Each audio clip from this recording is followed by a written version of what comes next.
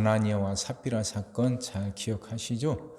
이 사건은 구약에서 보면 아간의 사건, 아간의 범죄와 같은 의미예요. 이스라엘이 여리고성 무너뜨릴 때 아무것도 손대지 말라 했단 말이에요. 그 여리고성이 무너진 건 하나님의 은혜고 하나님의 역사예요. 그러니까 이스라엘은 거기서 전리품을 취할 수가 없는 거예요. 아무것도 손대지 말라는 건 그것이 오로지 하나님의 권능이 의한 것이라는 것. 그걸 분명하게 인정하라 하는 의미죠. 근데 아간이 물건을 훔쳐다가 감춰뒀고 그것 때문에 이스라엘이 큰 고초를 당하게 되고 결국 아간의 범죄가 이제 그게 발각이 돼서 아간이 돌에 맞아 죽잖아요. 그 사건과 비슷해요. 어제 말씀 기억나시죠? 이제 사람들이 은혜를 받으니까 다 자기 재산을 팔아요. 팔아서 있는 사람들은 팔아서 사도들에게 내놓고 사도들은 그걸 가지고 가난한 사람들에게 나눠줬단 말이에요. 그 중에 특별히 바나바가 그 일을 했는데 그것 때문에 그 온 교인들이 바나바를 존중한단 말이에요. 존중받을 만하죠. 존경받고 높임 받을 만하죠. 그걸 보고 아나니아와 삽비라도 욕심이 난 거예요. 욕심. 자기들도 그 바나바처럼 교인들에게 인정받고 싶은 거예요. 높임 받고 싶었던 거죠. 그래서 그 욕심 때문에 밭을 팔았습니다. 그래갖고 그 돈을 막상 바치려고 하니까 돈에 대한 욕심이 생긴 거예요. 욕심. 그래서 얼마를 감추고서는 이만큼이 남은 것이 이게 땅 판 전부다. 이게 다다 하고 내놨는데 그 거짓말이죠. 그것 때문에 죽었다는 거예요. 그것 때문에.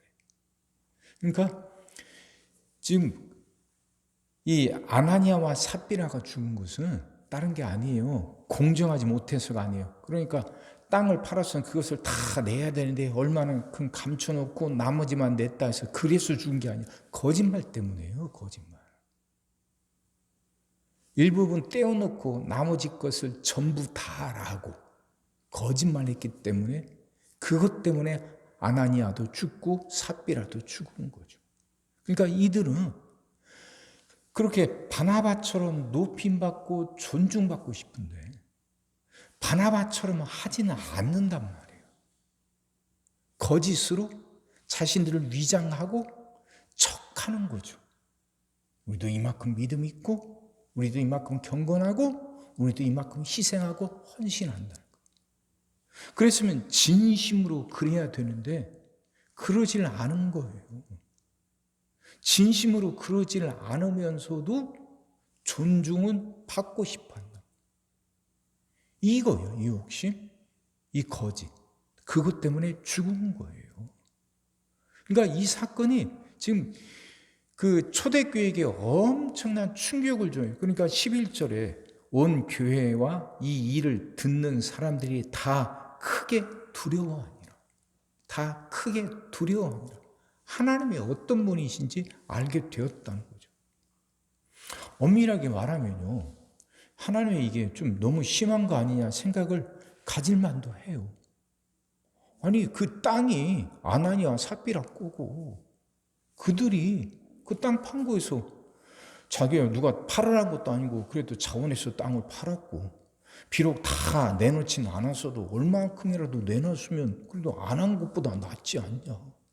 근데 그랬다고 이렇게 죽일 수 있나?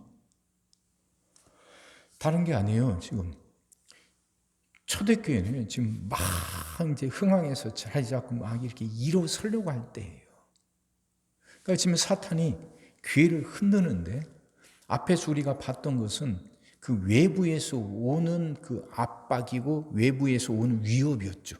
그러니까 사도들을 잡아다가 사내들인 의원들이 막 신문도 하고 그러지 않습니까? 협박도 하고 그러잖아요. 근데 거기에 흔들리진 않아요. 베드로가 분명히 말하죠. 우리가 지금 하나님 앞에 섰는데 하나님 앞에서 너희들이 말을 듣는 것이 옳으냐 아니면 하나님의 말을 듣는 것이 옳으냐 당당하게 말하죠. 그러니까 이들이 어쩌지를 못하고 그냥 단지 협박만 해놓고 내놓잖아요. 외부에서 오는 압박, 외부에서 오는 그 위험한 것은 이겨냈단 말이죠. 그러니까 이제 사탄이 두 번째로 교회를 흔들려고 한 게 뭐냐? 내부예요. 내부에서 오는 그 위험이요. 그건 다른 게 아니라 거짓이에요. 거짓과 위장, 척하는 것. 이게 교회에서 굉장히 치명적인 거예요. 치명적인 거. 우리는 하나님을 믿는 사람들이고, 그리고 하나님을 우리의 삶의 주인, 예수님을 우리의 구세주라고 고백하는 사람들. 그러니까 우리는 다 성전인 거예요. 여러분이나 저나 우리 한 사람 한 사람이 성전이에요. 하나님의 영을 모신 성전이죠. 그럼 성전은 세상에 있는 다른 건물들과 달라요.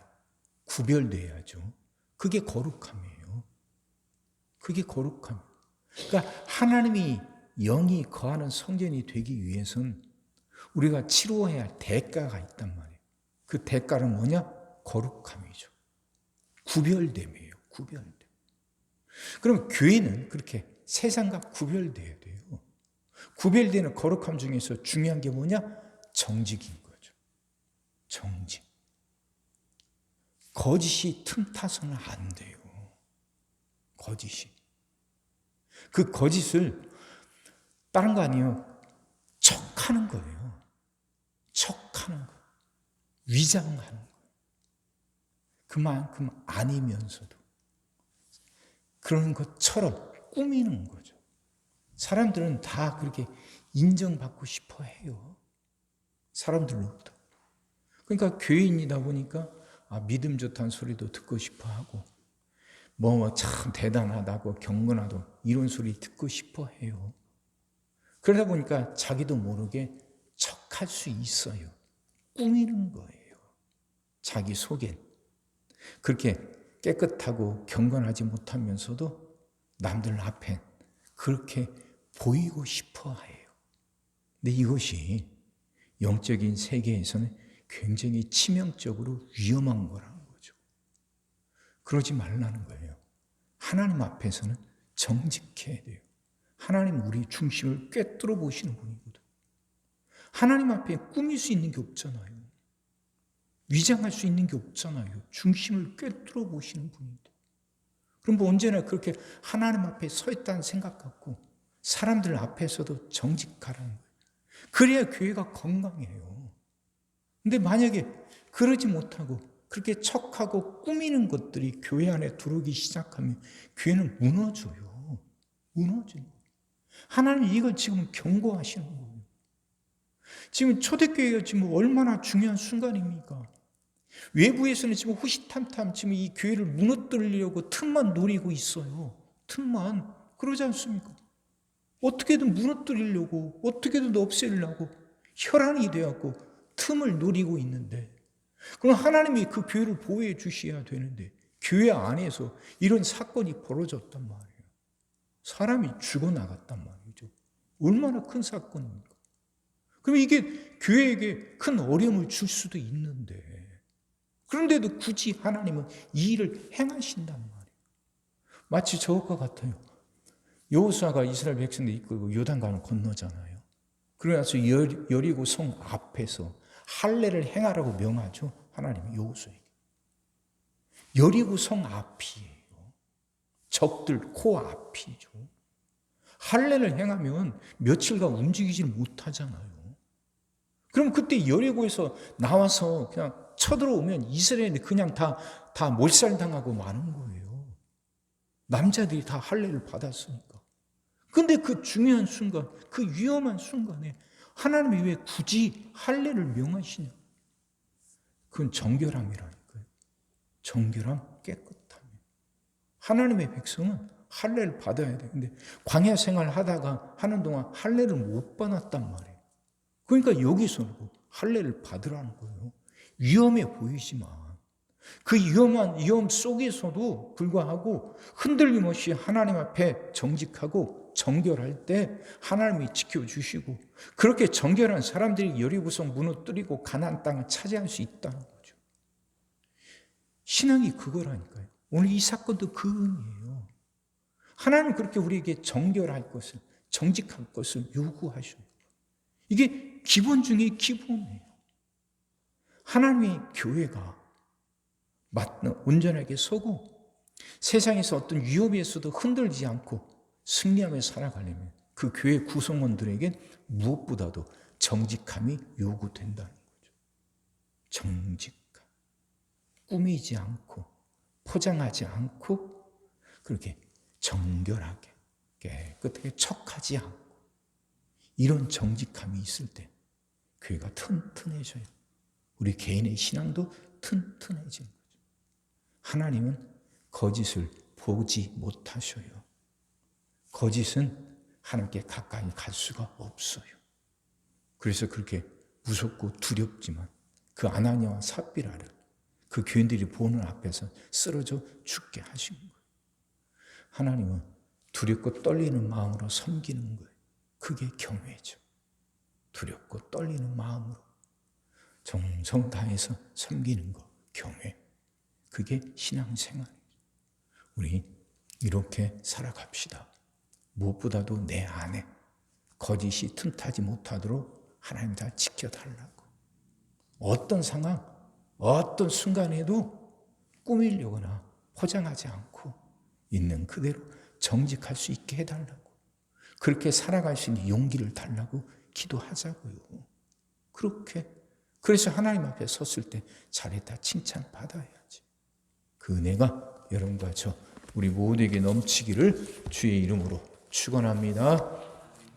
기도하겠습니다. 사랑의 주님, 말씀이 이해가 되게 하시고 깨달아지게 하시고 은혜가 되게 하여 주옵소서.